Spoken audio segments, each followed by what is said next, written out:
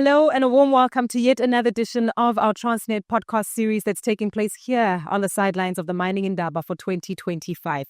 If you've just joined us, there's a wonderful audience of participants who are joining us with their headphones on to hear us loud and clearly, various stakeholders who are all key participants, not only with an interest within our mining and resource industry, but of course have come to fully understand how best they can partner, comprehend, and align with the key strategies that are being implemented by Transnet, a key enabler regarding the logistical services that it provides in South Africa. Very critical for the growth and active participation of our mining counterparts and several sectors overall.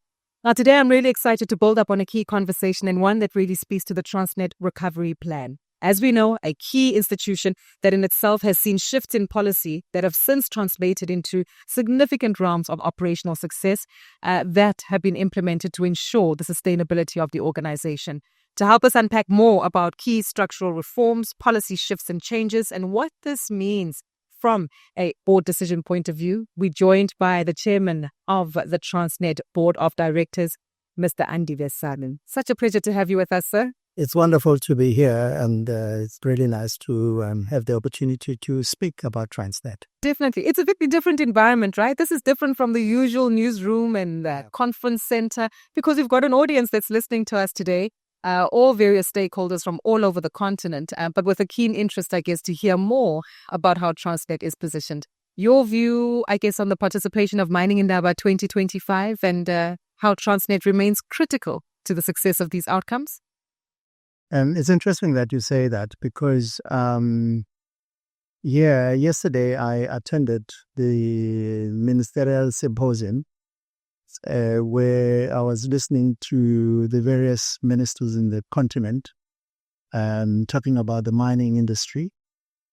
And one of the booklets that was being shared was from the Minerals Council, and they were talking about the turnover of the mining industry and how it has declined in 2024 compared to prior years.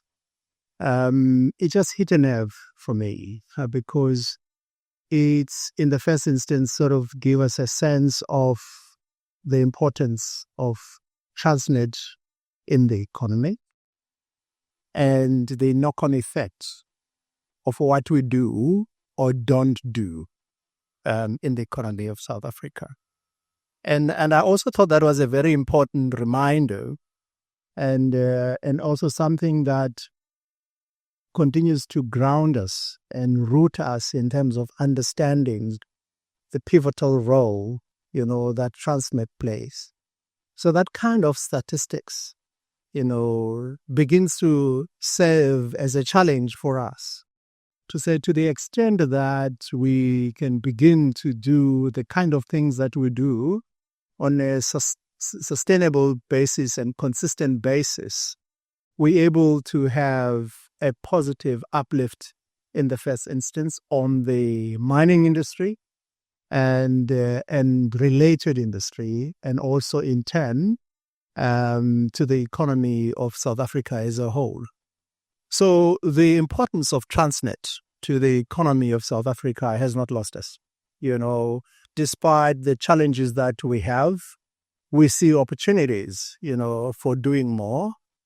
And maybe just two things that I can reflect on. One is that it's an acknowledgement that when we're thinking about the future of Transnet, we have to think about it differently. Yes. From how we've managed and operated in the past.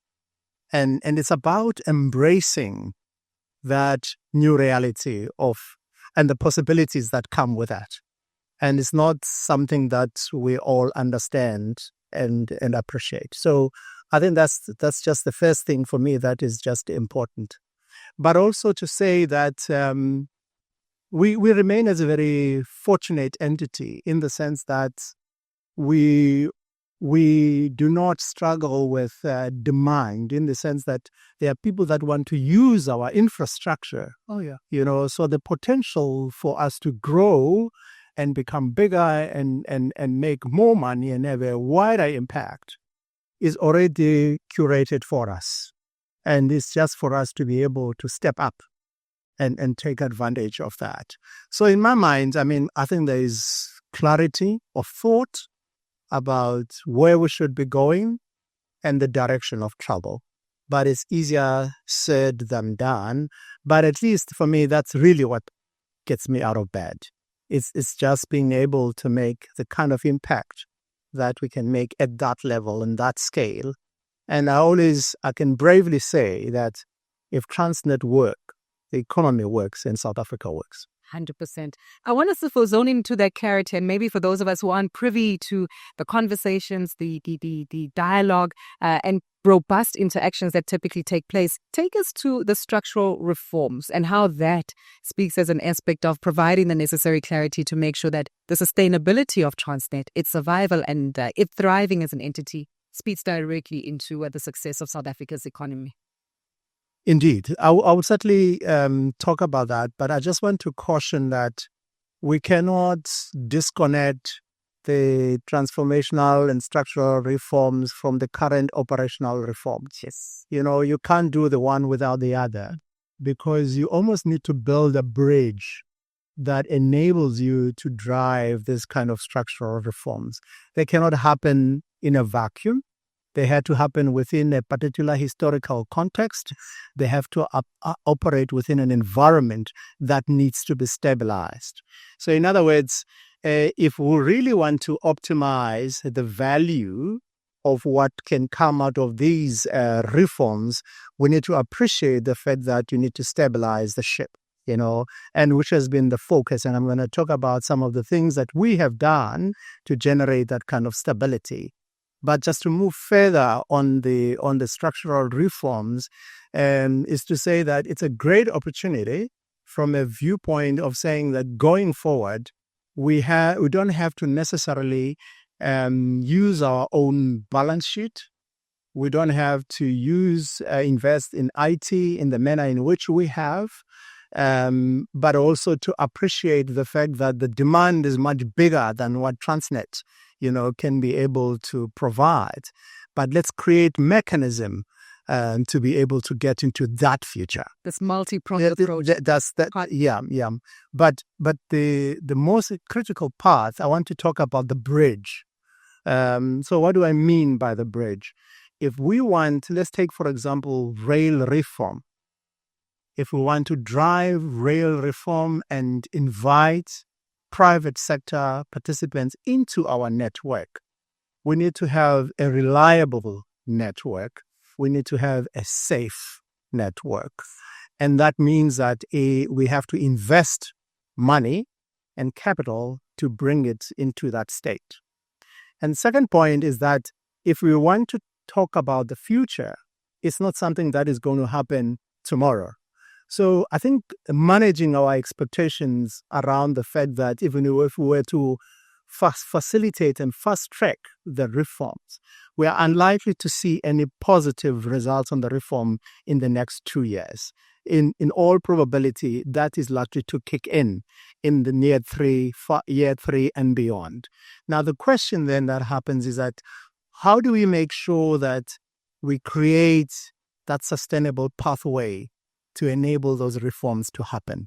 And I think that's really where we need to align as customers, as investors, shareholders, the board, and the employees, to say that there has to be a way in which we are going to get there, and it's not going to be overnight. Mm-hmm. But this does not mean that we cannot embrace what comes with that, because from where we sit, there are many opportunities that we'll be able to unlock coming out of that.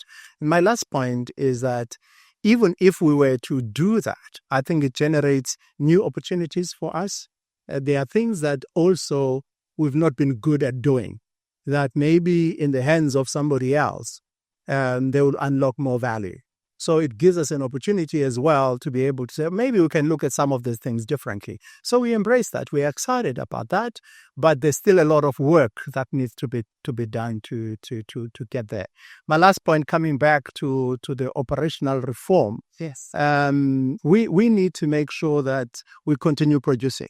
we need to be able to say that despite everything that is happening, we are able to drive a program that keeps the lights on, if you like, or make sure that we are able to support the industry in the short term. And with some of the challenges that we have, it may not be a straightforward case. 100%. I'm glad that you mentioned that because, as we know, Transnet is a huge entity and organization with its different operational divisions, and each of them have been prioritized in terms of the recovery and operational functionality of the organization. Help us understand as to your direction as a board and working with the executive team, which particular areas are we hoping to see a heightened level of recovery in over the short to medium term? And maybe as I say short to medium, as you've mentioned, this is not a 2-year overnight success. This is really looking at 5 to 7 years. So with the capital that's deployed, the partnership and camaraderie from the private sector, how are the different solutions that have been implemented working towards the success of the organization? Well, one of the first things that we did right was to stabilize the leadership, because we needed to make sure that we have the right kind of leadership, that will be able to take the business forward, and that is aligned with a vision, of what success would look like. But in our environment where you have so many things that are at play, you need to be very clear, in the short term in terms of what we are solving for. So there have been a number of discussions, internally to refine our own thinking and our own focus, to get into that point. And I think that we've been able to get to a point where the focus has been on operational efficiency, and indeed, there's still more that needs to be done, to be able to achieve that, because it's an iterative process, to start with. But we are encouraged, by the volume increases, in freight rail. We are encouraged by the integrated approach. For example, we see a number of our businesses beginning to work together. Whether it's a port authority, is the port terminal, is TFR, we're beginning to see a new level of integration, and also believing that, we are better off together than as silos. So one of the most important parts for us to deal with was to try and break down these walls, of us operating the silos. So I think that's it. I think the clients are beginning to see value in that. Clients are also beginning to see value in the fact that we are accessible. We are very honest and open and transparent, in all of our engagements. And I think the fact that we are engaging in this manner in which we are doing, it's a demonstration of our commitment to that kind of ethos. And also in that spirit, we do not pretend to know everything. So that's the basis upon which we find the partnership with the private sector a lot easier and mutually beneficial. And also talking to clients a lot more, and also inviting them to commit resources. I can speak volumes about the kind of partnerships that we have when we had to deal with issues of security. Yes. And also leveraging some of their procurement platforms that has helped us to be able to move speedily, with some of our challenges. So where I want to come to is that I think that with all of the challenges that we have, moving the volumes, it's a priority for us, and also being efficient in the way in which we operate, and also looking at some of our own systems internally, procurement being one of them. These are some of the things that we are focusing on. 100%. As you mentioned, partnerships well documented, that we're looking at establishing partnerships in the domestic environment to unlock further potential there, but also looking at key best practices that happen abroad, sometimes which is met with a lot of criticism regarding the partners that we need to pursue. How is the board handling some of those challenges? And most importantly, identifying best international practice, but still implementing it in a manner that makes it locally competitive, despite looking for the global vibrancy of the opportunity too.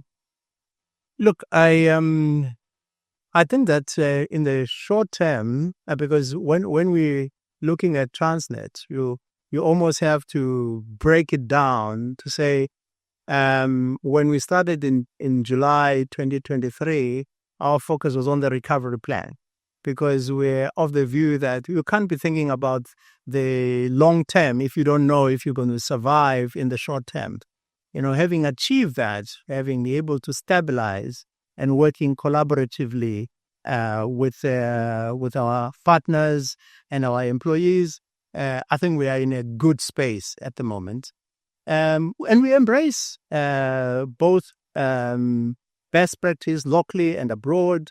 But I want to make this point, because sometimes we go out there and thinking that all the solutions are outside.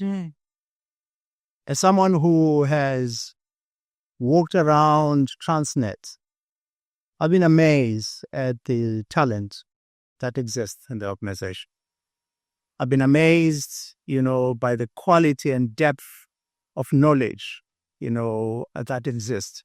But perhaps what we need to do is how we could bring in multifunctional teams, even across these ODs, so that we can work together and provide our own solutions.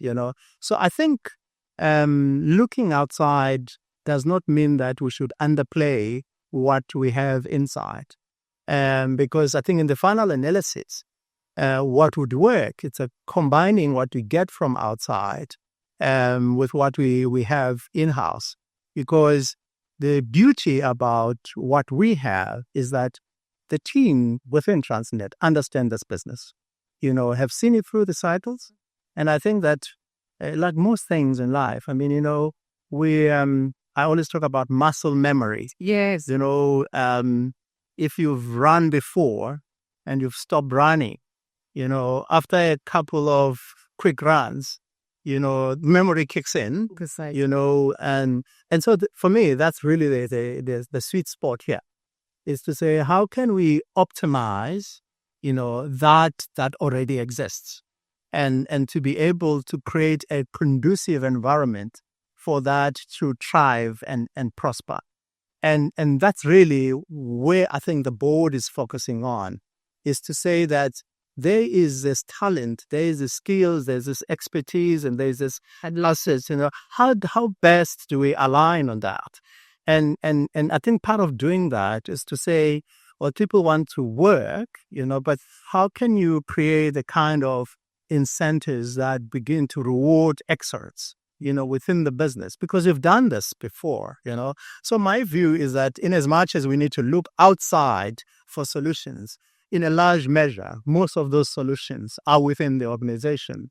And really the beauty and the opportunity lies in us to say, how do we harness that? How do we allow that to blossom? How do we allow that to be able to come through? How do we allow that people feel that there's a re-energized sense of purpose, re-energized sense of worth, re-energized sense of identity, and moving together, to be able to achieve this? This has been done before, and the very same people that did it before are still here. Kick into the muscle memory. And so my view is really, how then do we try and optimize, the access of that muscle memory and unlock it in a manner in which we can be able to succeed once more. Of course, the difference is perhaps to tap into a different side of that memory, which is innovation. Yes. To say that not only that we've done it before, but how can we repurpose ourselves on the basis of what we already know to make sure that we continue being relevant, in what you do. And I'm spending more time on this point because in my mind, if we can't get this right, nothing matters. If we get this right, everything matters, because it's really about people. It is really about understanding that if we can make sure that we optimize the working of our people and re-energize them and make sure that they help us to build this organization, and reposition it, because in whatever construct that you can think about in terms of transformation or structural reform, it cannot be without Transnet being at the center of that. And to the extent that we understand that, we actually redefine the role of Transnet, in terms of that new construct of the structural reform. That is the sweet spot. And that's where we need to bring in our brightest minds and everybody working to co-create, co-design, and co-steer that. Yes. And that's what excites me. Got you. We love the excitement, and it is needed because within a setting like this, as you've mentioned, Transnet plays a very pivotal role. I want us to take it back to where this conversation started, where you spoke about a briefing from the Minerals Council highlighting the reduction in tonnage. And what this highlights is that Transnet sits at the epicenter of unlocking so much value within all these under industries. Yeah. You are kicking into muscle memory, you are kicking into innovation and drive, you are kicking into best global practice, but Transnet can't do this in isolation. Yeah. You need the camaraderie and the partnership of all these other counterparts in the industry, many of whom are represented here at the Mining Indaba. What's your messaging to them in order to continue with supporting Transnet through this revitalization process? Okay, I think let me start off by acknowledging what has been done. Yes. Because I've been amazed, by the level of goodwill that the industry has shown. In 2 months of being in office, I have one of the CEOs of the mining companies walking into my office and saying, look, I don't want anything. I just want to know how we can help. That's a beautiful experience. I mean, that's just blue. Versus the noise and the conflict that we typically hear about. Just say, look, how can we help? So we had a conversation about how they can be able to support us.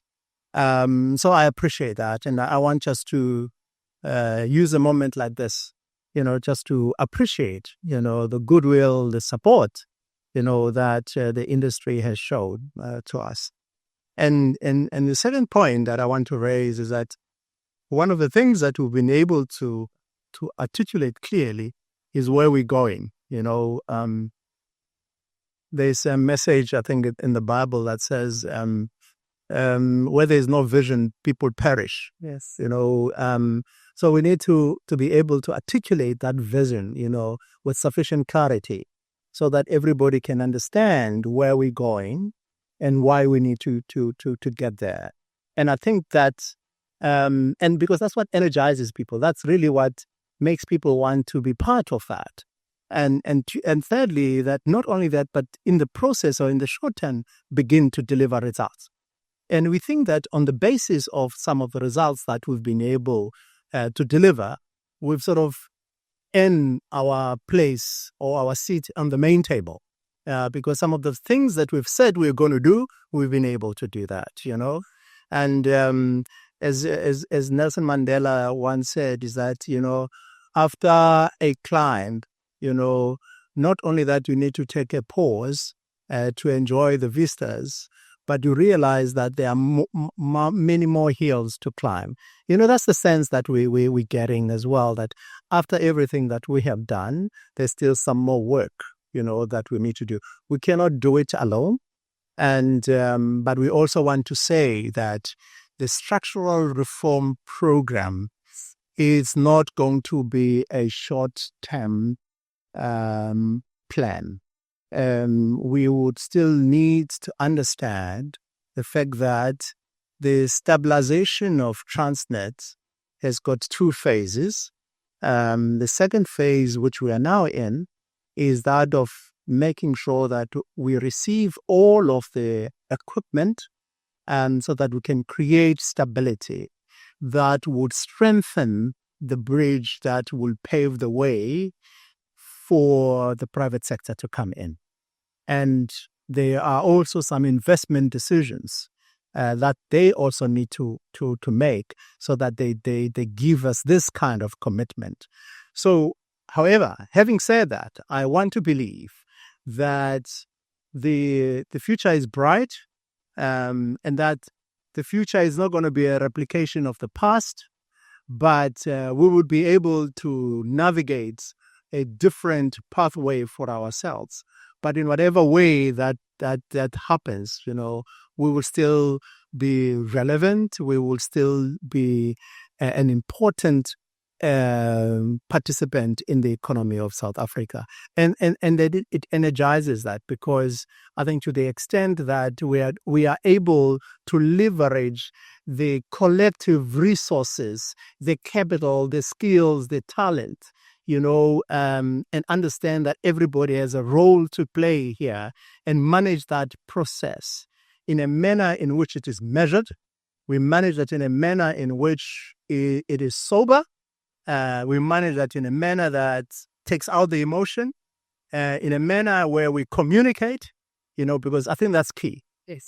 So that every step of the way, we don't leave any stakeholder behind. We communicate, everybody understands why we're here and what we are trying to do. And I think that is really what we need to not forget.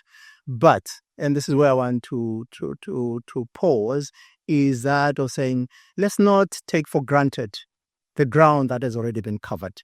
Let's not take for granted the work that has been done, and the achievements.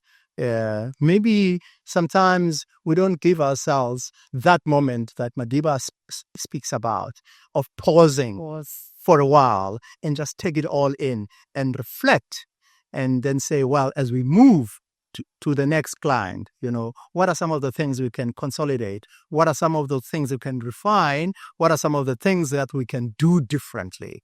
So I want to thank everybody. I want to thank the staff.